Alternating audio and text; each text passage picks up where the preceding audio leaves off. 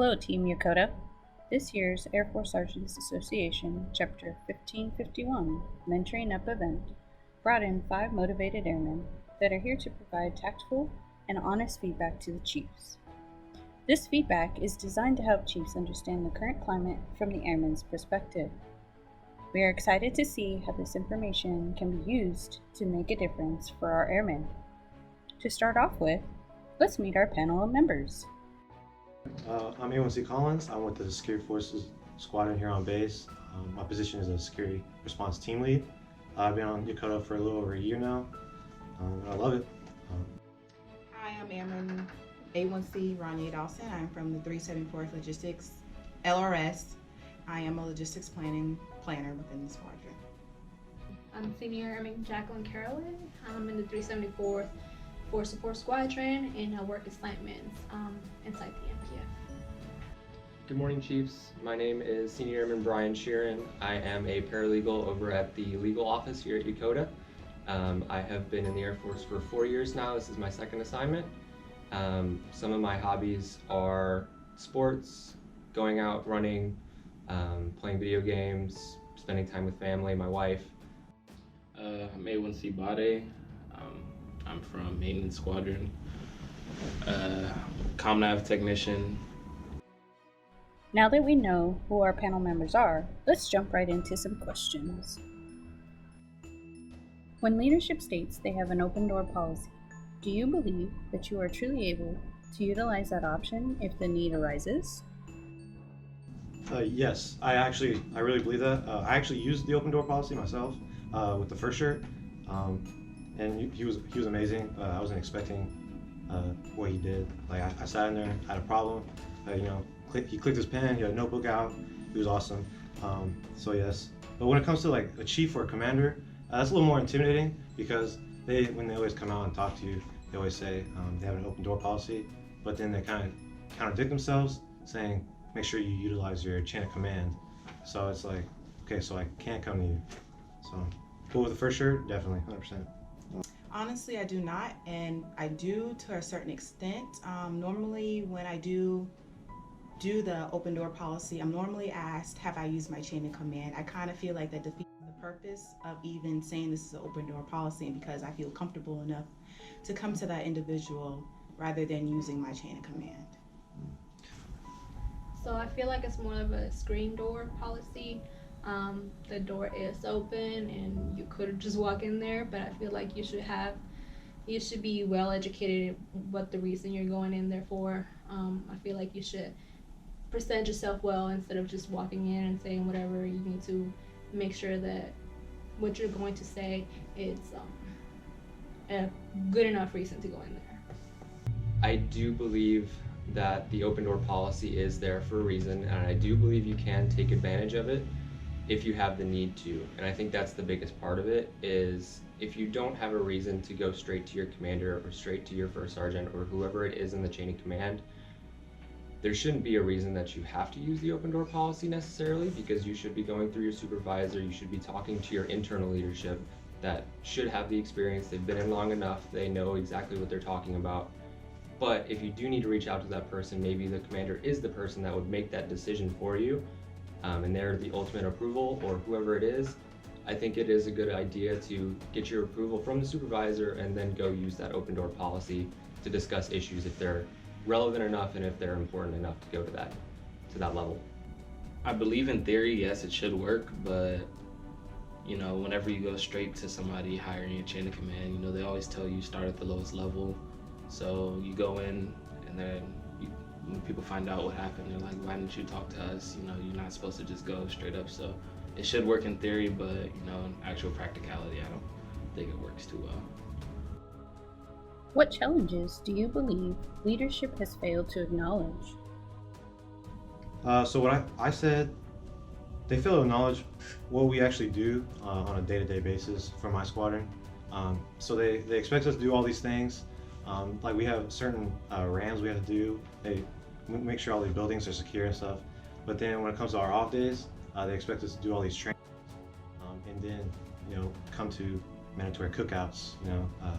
Make sure the training days are good, come in and sign records, stuff like that. So what they fail to acknowledge is what we actually do and our off days as well. I feel as though young airmen coming into an overseas installation, as far as support they may provide, types of support could be like somebody being a mentor and just support within the community. Another one is racial concerns based off of punishments. How can we ensure that everybody's being treated fairly amongst the airmen? Actions do speak louder than words. I feel like a lot of things that they have failed to acknowledge in the past are actually being brought up now by high leadership.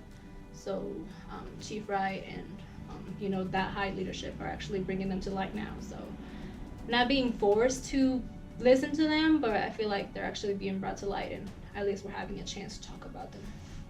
And I think communication is the biggest issue just in general. I don't think it gets enough training or enough spotlight. Even though it is one of the most important things for us as an Air Force, as a DoD affiliate. I think all of our jobs are just as important as the next, and if we don't have communication and open communication and frequent communication, we're not going to get the job done to the level that we should. And I think it's doing a disservice to the Air Force as well as just our partners and our mission partners. A lot of airmen are demoralized, doing tedious work and things like that doesn't really help anybody at all. We can't just sit back. They find busy work for us to do, like painting the hangar, or ripping up tile, putting new tile and then ripping it up again because there wasn't enough tile or something. So it's just all the needless busy work. With the ongoing issues and protests back home, do you believe you have a venue to voice your own concerns without fear of repercussion or judgment? If not, what do you suggest should be done to provide a forum? I believe you can without fear of repercussion or judgment. I believe you can't protest or anything in uniform. I believe, but once you're off uniform, I heard they were going to do like walks and like marches, like runs, stuff like that, and I think that's perfect. No, I do not feel like it was important enough for leadership to bring about. Maybe they didn't know how to come to me as an individual and just speak their concerns. I felt like it was undermined because the situation didn't happen directly to me, even though it could have been me or somebody in my family. My squadron as a whole has been proactive with the situation. We've been holding talking forums and just voicing our concerns and experiences we had within the racial tensions. But my question is, how long will this last before it's deemed not a big deal? Will it continue to go on, or is this just in the moment type of thing? I feel like we did have the discussion within my section, but I feel like it wasn't,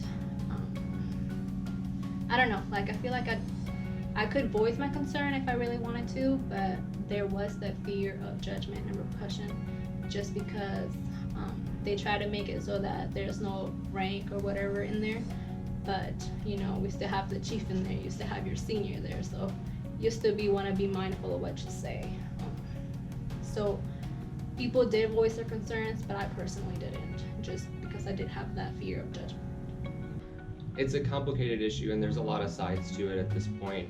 I think the Air Force is doing the best that they can to provide that forum for airmen that are going through this, that are affected by it personally, whether it's they're the ones that have gone through these issues or they have friends or family members that have gone through these issues and these circumstances that should never have to go through frequently or at all. I don't believe it's a political issue myself. I don't think that the color of your skin, what you're born with, basic human rights are a political issue. And I think that's confusing military members a little bit, especially the younger, newer airmen that don't know all of the sides of it and what they're allowed to do, what they're not allowed to do. And I think it's getting people in trouble, maybe where they shouldn't be getting in trouble for it, for just speaking their minds. We're not where we're supposed to be, and I think that's the biggest part of it. And I think the Air Force is doing as much as we can to do that, and as well as the top down from the generals talking about their opinions, their experiences.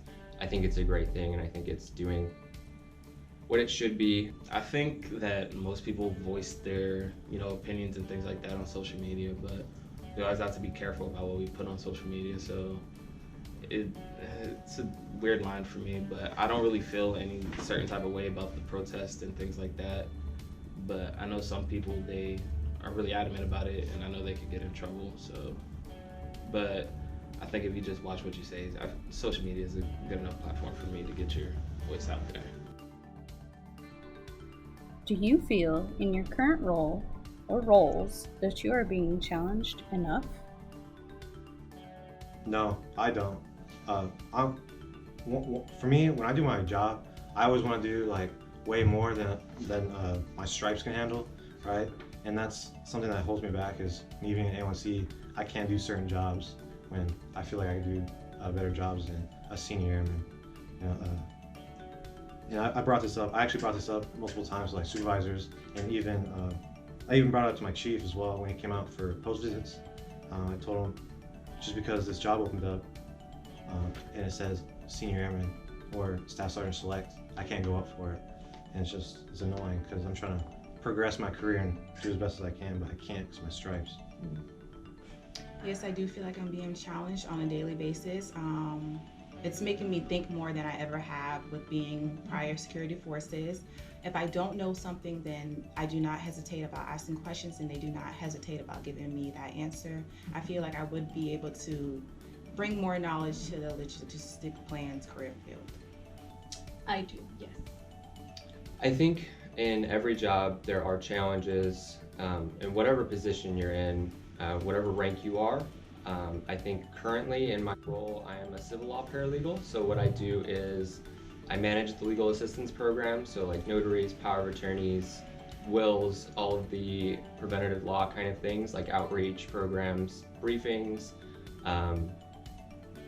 It is challenging because of the unique circumstances that come up. There's a lot of different random questions from people that don't know the law. So they come to us, they come to me to ask questions, and we try to assist them the best that we can. And that is unique and that is challenging. Is it to the level of challenging that I think I can handle?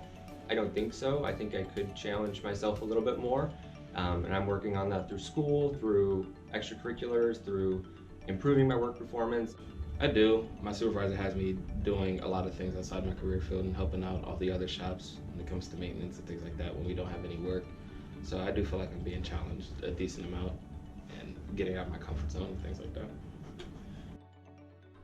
Although every individual is different, do you feel you can bring personal challenges, problems to your leadership? Yes, if I wanted to, but I don't think I would want to for personal challenges, because I have friends and I have supervisors that I actually really get along with. So I wouldn't see the need to go to leadership to tell them about my personal challenges. Yes, I do feel like I can do that. It depends on what it is and what I choose to express towards my leadership. Amongst my peers, yes, I'm willing to talk about however and whatever I feel. When it comes to leadership, I pick and choose, again, what I say to them. And it depends on if it's really taking a toll on me, will I bring it up to them? Personally, yes, I do. So I retrained from security forces to personnel. So I'm not trying to talk negatively about security forces, but there's a very, very big difference. It's a whole different beast. So in the career field that I am now, I can bring my personal challenges and personal problems to my leadership now, but when I was in security forces, I couldn't. So. I've had leaders where I know openly and I know genuinely they will help me with whatever the issue is, whether it is personal issue with family. I've had losses in the family where my leadership has stepped up and helped me and guided me through that process. I've also had leaders that just didn't care. Right now I do have good leadership. I've had good leadership in the past. I think I will continue to have good leaders. There are going to be the rotten apple every once in a while where I don't think I could go to them, or I don't feel comfortable sending my peers to them, or my peers have expressed to myself that they don't want to talk to that specific person because of either fear of discipline or fear of not caring or just not doing anything with it and not up channeling it. I think so, but I don't really have a lot of issues with the way things are ran. If it was a personal issue or something like that, I know I could talk to my section chiefs or flight chiefs or whoever it may be. I know I could talk directly to my supervisor about almost anything. So I do feel comfortable if any issues arise that I have a good enough voice to concern or bring up my concern. What activities would they like to see on base that would contribute to improved morale in this current COVID-19 environment? I'm horrible at this question because if I want to do something fun, I go off base, right? But obviously we can't do that. But I said again, like runs, like 5Ks or something like that. I enjoy those, especially my flight. We enjoy running together, so that'd be nice. To be honest, that's kind of tricky questions. I know we bring out memorandums about what we're able to do during COVID besides, going to the bowling alley and everything like that. But what else can we do? The only options that I can really think of right now is doing more sporting activities or doing a color run just to bring out the inner child and what people have going on. I feel like there's not many options that you can do. I do see that we're having like drive-in movies and stuff like that, so I like that. But I really couldn't think of much. I did think of one, which was the 4th of July one, just because it's a big event, a big holiday for us. So for this one, I thought that maybe we could do like a drive-in fireworks, which is, I don't know, it could be, I don't know, it's just an idea. Because a lot of people always look forward to fireworks during the 4th of July. So maybe we could just like park in the roofs and just watch the fireworks. I think Yokota specifically is doing a really good job at doing outreach and getting a lot of programs out there for every individual, whether it's nerdy people like myself, where we like to play video games, we like to compete with people in video games, as well as sports. I love sports, so competition. There are plenty of sports activities on base where there's the basketball free throw shooting, different things like that, relay races where you're not necessarily violating any of the COVID measures, but you're still being able to be around people, improve morale, as well as stay fit, compete. But just being able to reach out and knowing that leadership cares about them to put on these programs, or at least attempt to put on these programs, I think that's the biggest thing. And I think as long as we keep it going through however long COVID is going to continue, we don't know. But as long as we keep pushing out those outreach programs, continuing the events, I honestly don't have any suggestions because there's a lot of good things going on right now, and I think it's just continuing those programs. It's kind of hard to do that because, social distancing and things like that. That's why it's just me and you in this room right now. More group activities, but not like mandatory fun type stuff. It's like, oh, we're having a picnic, but you have to come all day, be there. It's like, can we just, have a day off? But yeah, things like that. What do airmen want in relation to senior enlisted interactions? On duty, off duty, professional enhancement, or mentorship? Because sometimes it seems like senior leaders come up with ideas on how to connect with airmen, and then there is low participation, or it becomes a mandatory fun type of event. So what we want to see from senior enlisted interactions on duty shouldn't be any different than interactions with any of us. Like we understand that they are senior enlisted, they are higher power than us, and they do different jobs than us. For off duty, I would say just be normal. Like come to our events. Like if we all go out and stuff, a lot of the times they say no. When us airmen go out, it would be nice to see them come out with us, have some fun with us as well. So it kind of can break that barrier of of work and job and work and off duty. But for a professional enhancement and mentorship, I always look up to people that are higher than me, like senior enlisted, because they've already done my job and they've seen what I've already done. So it's good to see where I can be and I can actually learn from them as well. So it's just good. to look up to them? We can start off by having leadership come to the office more, just interacting with the airmen, letting us know who they really are, and just getting comfortable with them. When leadership does come, be sincere about what you ask the airmen, because we can honestly feel when it's just something that you're doing just to get it off your checklist. As far as like doing stuff for us to be more proactive with, maybe do it during duty day, that way people feel more inclined to going instead of doing it when we're off, where it's more as family time and me time. I feel like a lot of the times I do see like senior enlisted wanting to do stuff with us airmen, but I feel like they don't know their audience a lot of the times, the type of events that they bring forth. I feel like it's more their type of events than it is our type of events, so it's not really the type of events that we want to do. So I feel like when that happens, then it's like mandatory, because we don't want to let you down and not go, but at the same time we're not having fun. So I feel like just know your audience and what type of events do we want to do, or a common ground, I guess. So ultimately it comes down to the airmen. If they want to go to those things and if they want to improve themselves, they will attend, and it will be a good turnout. If they don't, it might be a little bit lower turnout for those types of events, but I think some good events that I've seen that a lot of airmen do care about are bullet writing for people that are a little bit further into their careers, like A1Cs, senior airmen that are writing their own EPRs or quarterly awards or whatever the case is, that want to learn that for themselves, but also to improve whenever they get to that supervisor stage if they do make rank.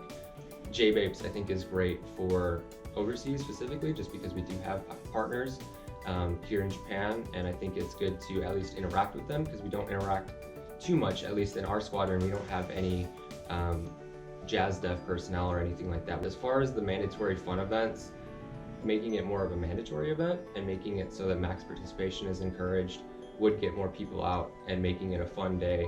And I think like field days, so my wife had field days at Luke Air Force Base when she was there, where the whole base would shut down for a day, and I know that's not realistic for everyone to do that, but for certain people, for as many people as they can let loose for that, to just kind of have a morale day, have a day where they can talk to other people, talk to other agencies, talk to other career fields, and talk to people they don't necessarily get to daily or even frequently at all. For like all calls and things, it's more so I would like to see more bridging the gap between agencies, because it's more so you come, you sit down, commander talks about the current issues and things that he's mandated to talk to or she's mandated to talk about, and then it's the wards and whatever else there is going on at that specific all call, and then that's pretty much it. I think there should be more of a communication time frame or area where they can talk to the other agencies openly and kind of get, and more of a structured thing, so leadership can kind of run that, where they encourage everyone to stay after, or it's part of the all calls or mandatory fun events where you talk to the other agencies, kind of learn about their stories, learn about what they do for their work, because that's the thing that kind of relates all of us, is we're all Air Force, we all have a job to do. I feel as if our senior NCOs were more approachable. They, at least in ISO, I feel like they are. They come in and talk to us all the time. It's not like some super strict, formal, professional thing all the time. We can talk and chop it up and have fun with them. But I don't know, for the events that don't seem like mandatory fun, that's kind of hard to do. They could just, most of the time they just kind of make a decision and be like, we're doing this on this day. But I feel like if they were to take a poll or give out some ideas and ask for feedback, that'd be a better for the airmen to, have some kind of say on what goes on. Has anyone related to you the importance of whole airman concept? And if so, what are your feelings on that? Does it bring unwanted pressure? So the whole airman concept was brought up as soon as I got on to base, as soon as I got in the squadron. In our phase 1, they're saying, make sure you're always doing something, make sure you're volunteering, make sure you're going to classes. You don't want to be that airman that actually sits in his dorm room doing nothing. So it brings pressure, but I wouldn't necessarily say unwanted pressure, because you could always say, I don't want to volunteer, I don't want to do this, I don't want to take classes. But if you want to better yourself, you have to bring that unwanted pressure into your life. So nobody really expressed to me the importance of it, so I took it upon myself, and I looked up what it meant. I understand that I have to conform to that, but I don't want to lose my individuality in the process. So how do I be myself but also embody that airman concept? What roles do I have to take to do that? I think it's very important with like career progression and just learning stuff. But it does bring unwanted pressure, just because I feel like it's a competition within your peers. So you always feel like you have to be doing something. Personally, my section has been putting me in for a lot of events and volunteer work, just so that I can build up my package and stuff. So I feel grateful that they're putting me in for a lot of stuff, but at the same time, I feel like it's putting a lot of pressure on me. So Yeah, so I have been expressed the whole airman concept multiple times from supervisors, from other airmen, and from professional development enhancement, all of those different areas. What it means to me is just being a well-rounded person, not necessarily an airman. It's just getting the different points of view that you should be already developing on your own without the military having to force you to do those things. When you mandate people to do it, it either makes people that don't already like volunteering to just do it one time, or to do a good event and then that's it, and that's all they do for that quarter or that year. They have that EPR bullet and they're good. Unless leadership mandates them to go do some volunteer event, that's all they're going to do that year. And then as far as school, I don't know a single airman, honestly, that doesn't want to get their bachelor's degree, especially because the military pays for it. Maybe it was just circumstances before they joined, they weren't able to go for a bachelor's. Maybe leadership's wanting them to go that way as soon as they get in. A lot of those newer airmen are trying to develop themselves as much as they can in their job performance, because that's the number one thing that goes on right now. And that's where you're spending most of your time and your energy is your job. So they're focusing on the job, not necessarily their school, until they have the opportunity or the time. I mean, I know what it is, but like, it's not something we talk about all the time. And, I just try to make sure that I'm good at, what I'm supposed to be doing. And I feel like for me, that's me being a whole enough airman to be doing my job well and, not be getting in trouble and things like that. I feel like that's, the best, well, not the best that I can do, but, that's the whole airman concept for me, doing what you're supposed to be doing. Do you think discipline is administered fairly in your organization? From my point of view, like I'm way down here. I don't do the disciplinaries. I don't know the details. But I say, from my point of view, I say no, because for us airmen, I feel like it's easier for us to get a stripe taken away than an NCO. Just like if there's a situation where if there's people married and one of them cheats on each other, an airman gets a stripe taken away, the NCO doesn't. And I've seen that, but I just don't know the details, so it's hard to answer that question. I am currently unable to answer that one. personally, yes, in my organization it is. Sometimes I don't think it's necessarily fair. I do think there are unfair things happening. I think maybe things can be determined or resolved in other ways, maybe just paperwork or verbals, because there's not that lead up, or there's not previous experiences where they've done wrong, or maybe they just had a different background and they don't know any better, or maybe they're still adapting to the military. That's one of the biggest things I see, is people are still adapting. They still don't know how to hold themselves to the standards of being an airman, and that's what the lower ranks are for, is to kind of learn that and get adjusted to it and know how to talk to your superiors, know how to talk to that authority figure, and then just grow at it and be better at it. So I think some people are unfairly punished or given paperwork for not adjusting soon enough. And I think that's something that should be thought about and considered a little bit more before jumping the gun and going straight to an Article 15? I do.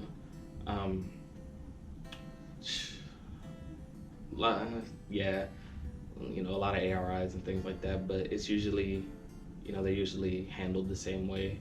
You know, it's not like, unless it's like a repeat offender type thing, but, you know, it's usually the same, you know, punishment handled down throughout all the same, you know, situations that may have occurred. So I do feel like discipline is even. If you were chief for a day, what would you change around base?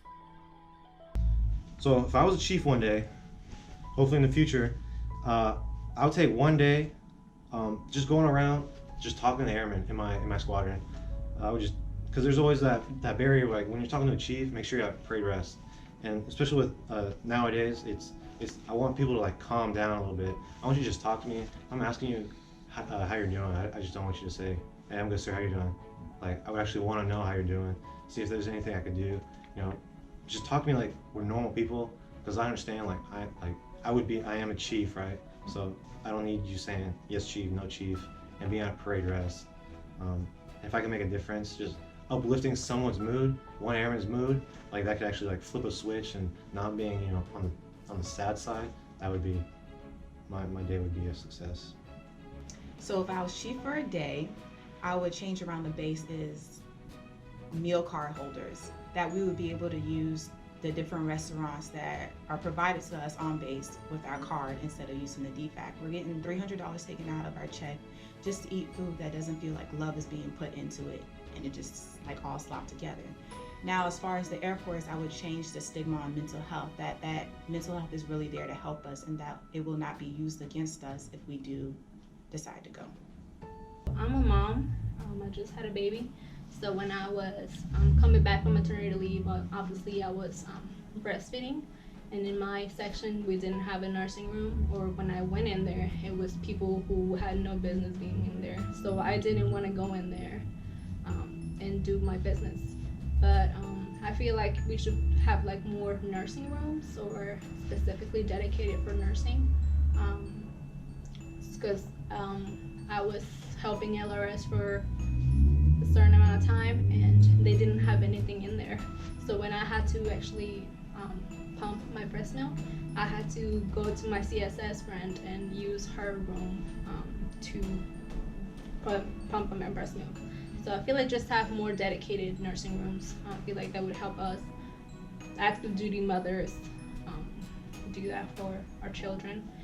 And I was actually also thinking of like different restaurants in the food court. I would change them just because a lot of the times it's the same food everywhere. So we just want to grab something quick to eat, but then I'm not craving whatever they have at the food court. So yeah.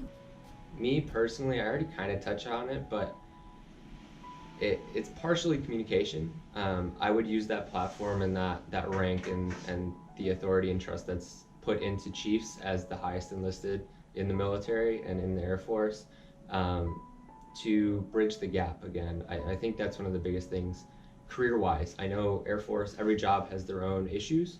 Every job has their own communication gaps and things like that. There's big career fields out there that have many different parts.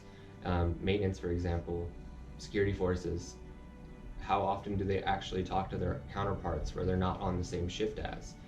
And I think that would be one of my biggest things as a chief, would be to try to advocate for that and to try to put programs into place, whether it's a day where all of the squadrons from around base get together and you kind of intermingle with all of the different jobs, talk about it. If you're interested in it, you talk about their jobs, how to do that job well, or cross-train into it, and just kind of bridge that gap, trying to open up programs so that you can have, whether it's an online Facebook page where all the different career fields kind of talk about what they do, or just communicating at all calls, but maybe just ask them kind of, what's your job, what do you do,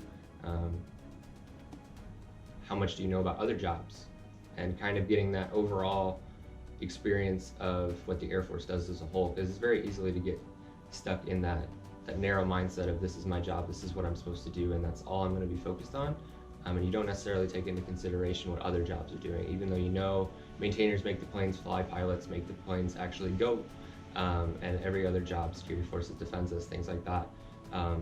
But to know that the nooks and the crannies of each job, I think that would be important, and I think that's what I would focus on as a chief if it was only for a day.